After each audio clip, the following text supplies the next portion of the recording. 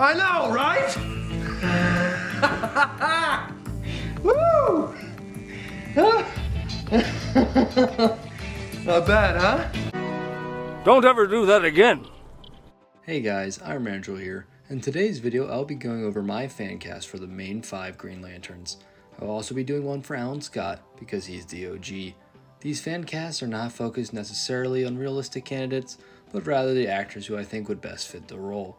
Alrighty then, with that clarification out of the way, let's dive into my fan castings. Should be amusing.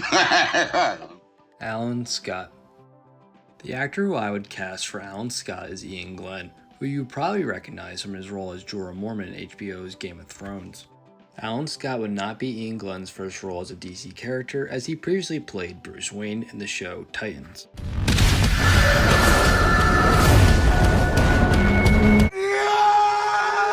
The reason I picked Ian Glenn for Alan Scott is because he looks like the character and is about the right age, as we now typically see Alan Scott in his golden years rather than his prime. Ian Glenn also has the charisma and gravitas needed to pull off the role of the OG Green Lantern. Alan Scott is typically a more serious character, which Ian Glenn has proven he could do exceptionally well with his performance in Game of Thrones. However, Alan Scott does also possess a humorous side, which Ian Glenn has proven he can do as well with his role as Bruce Wayne. Right. No, I'm being serious. He was able to play humorous Bruce Wayne really well. He even copied Adam West's signature Batusi.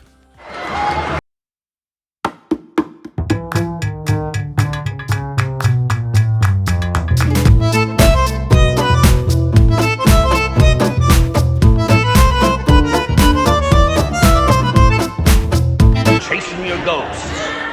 Let's see what you got. Now why the hell was Ian Glenn hitting the Batusi in a show as gritty as Titans? Long story short, stress-induced hallucinations. You could watch the show to see for yourself, but that would require you to actually watch Titans. The show may be garbage, but Ian Glenn's performance as Bruce Wayne, specifically as an Adam West flavored Bruce, as seen via the stress-induced visions, was a bright diamond shining through the otherwise steaming turd that is Titans. But enough talk of Titans. This video is about the Green Lantern Corps. I think Ian Glenn would make for a great Alan Scott and would do an excellent job as the superhero mentor Alan Scott becomes in his old age. A small gift for the new Khaleesi. Songs and histories from the 7 kingdoms. Guy Gardner.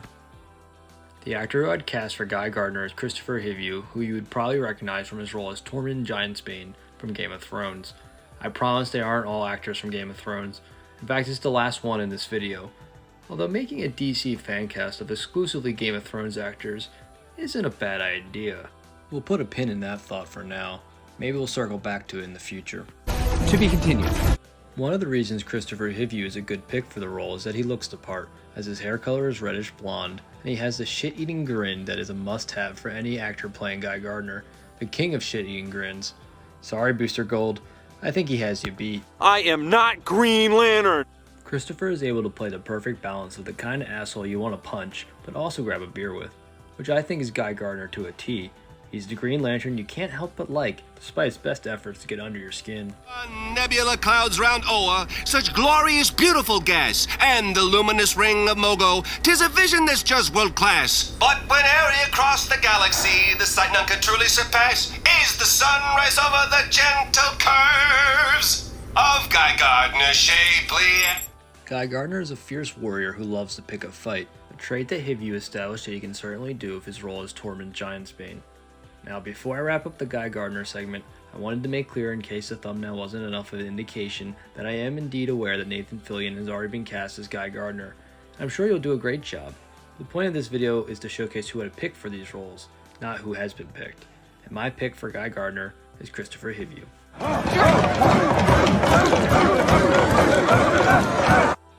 Kyle Rayner. The actor who I would cast for Kyle Rayner is Andrew Garfield.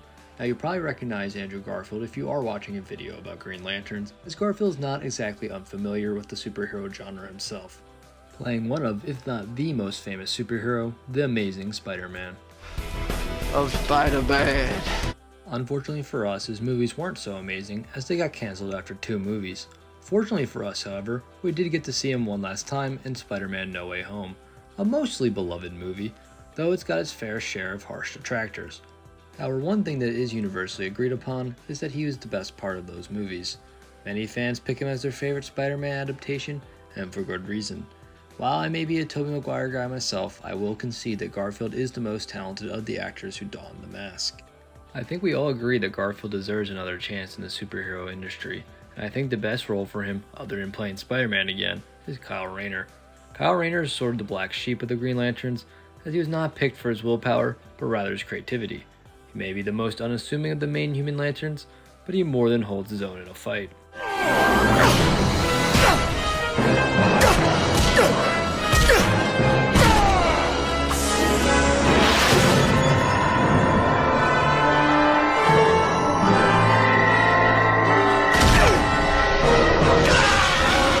In fact, he's the only Green Lantern in history to match the Golden Boy in power levels, reverence, and overall importance. I think we all know who I'm talking about, and if you do not, don't worry, we'll get to him soon enough. Kyle Rayner is very much like Peter Parker in a lot of ways. They are both younger heroes who are creative, intelligent, and witty. They are romanticists who have tragic love lives and are tasked with more responsibility than they could ever possibly be prepared for. Considering that Andrew Garfield was already a phenomenal choice for Peter Parker, I think it's a no-brainer to cast him for Kyle Rayner, considering how they are such similar characters.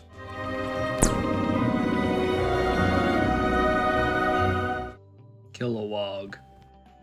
The actor who I would cast for Kilowog is Josh Brolin. You'll probably recognize Josh Brolin from his Marvel roles as Cable from Deadpool 2 and Thanos the Mad Titan, who is the BBEG of the MCU's Infinity Saga.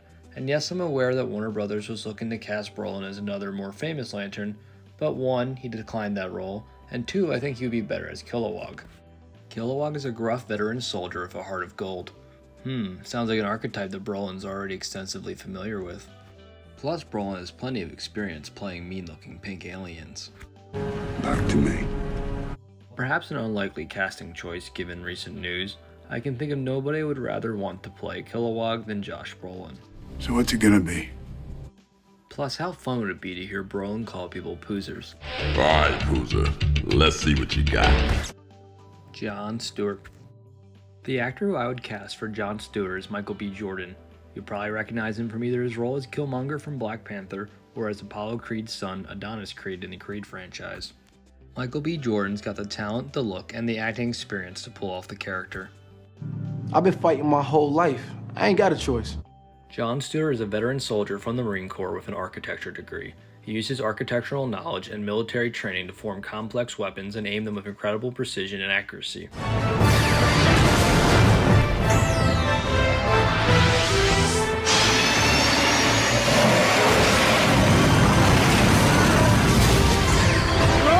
Jon Stewart is also one of the more serious Green Lanterns and is the quickest to anger save Guy Gardner, as he has a chip on his shoulder from his troubled youth in Detroit. Michael B. Jordan's roles as Killmonger and Adonis Creed showcase he can play the serious warrior with a chip on his shoulder very well. Plus, it would be cool to see Michael B. Jordan play a superhero rather than a supervillain this time around, as he's never done that before. Michael B. Jordan is my actor of choice for the first half of the Green Lantern buddy cop duo that we'll be getting in the near future. You pick 'em! You pick who's next! And now, ladies and gentlemen, it's time to reveal my fan casting for the one, the only, Hal Jordan. But again, he trained Hal. Look, it's not like I haven't heard of Hal Jordan. And yeah, he's pretty great, but so are all these other Lanterns, right? Holy crap.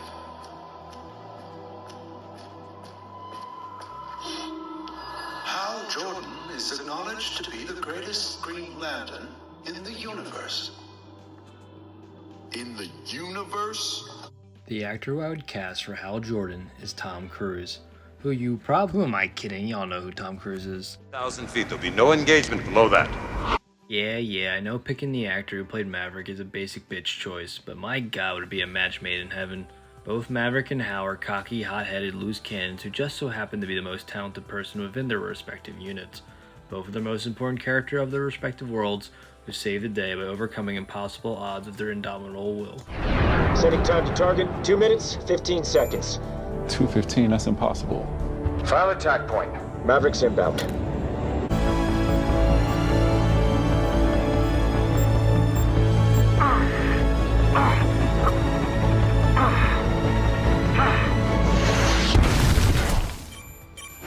Holy shit! And when they get older, rather than retiring, they continue to fight the good fight, while simultaneously training the next generation of heroes to follow in their footsteps. But what the enemy doesn't know is your limits. I intend to find them, test them, push beyond. Today we'll start with what you only think you know. You show me what you're made of. The cherry on top of this similarity Sunday is they are both fighter pilots. How about that? Is this your idea of fun, man? Greetings. Watch the birdie. Jeez, I cracked myself up. Tom Cruise is about as talented as it gets when it comes to action stars, so he's typically a safe choice. However, when you take into consideration that Tom Cruise playing Hal Jordan would essentially be Top Gun in space, he becomes the easy favorite for fancasters like me.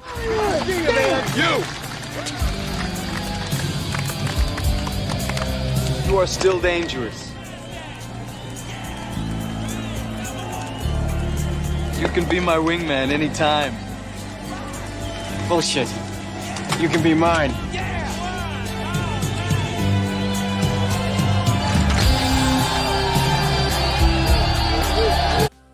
But ultimately, no matter who they end up picking, it will probably be a vast improvement over the last Hal Jordan we got, as the bar is quite literally in hell right now.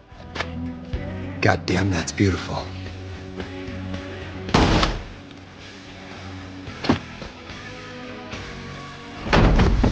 You're welcome, Canada. Besides, how cool would it be to hear Tom Cruise deliver the Green Lantern oath during the third act low point? In brightest day, in blackest night, Become vengeance. Join the Red Lanterns. no evil shall escape my sight. Let those who worship evil's might beware my power! Green Lantern's light! So those were my fan castings for the main Green Lanterns of the DC Universe. Let me know down in the comments below what you thought of my fan castings. If you enjoyed the video, give it a like, and if you are interested in seeing more content like this, subscribe to my channel so you can keep up to date with all my latest content. This is Iron Mandrill, signing off. Have yourselves a wondrous day. Ciao. Alright, so as I was finishing up this video, the news broke that Kyle Chandler is in talks to play Hal Jordan. Now, unless this turns into another Brolin situation, it's pretty likely that Kyle Chandler will be the DCU's Hal Jordan. But while my initial reaction was, really? They're casting the douchebag from Game Night? The more I thought about it, the more I realized it could work. He looks enough like the character, especially if he's playing a Hal past his prime. He's definitely got the arrogant yet charismatic asshole playboy part of Hal's character down. I am, however, slightly worried that he won't be able to convincingly convey the world-weary veteran soldier aspect of older Hal Jordan. That part would have obviously been played better by Brolin. However, I do think Kyle looks more like Hal than Josh Brolin does, and he's more charismatic as well. My biggest concern though isn't with Kyle Chandler's acting abilities, but with how they may write him. When it was rumored that Brolin was going to be Hal, I was at least pretty confident they weren't going to have him be the constant butt of the joke. However, now that they are casting a more comedic actor, I am concerned that they will make him the show's punching bag, as they have with so many other legacy characters. Only time will tell whether the show is any good or not, but I am cautiously optimistic about this show, as I love the Green Lantern mythos, and the DCU has potential to be good. I'm begging you, Warner Brothers, please don't fuck up Hal Jordan this time around. Stand back and peep the light show. Green Lantern's got this!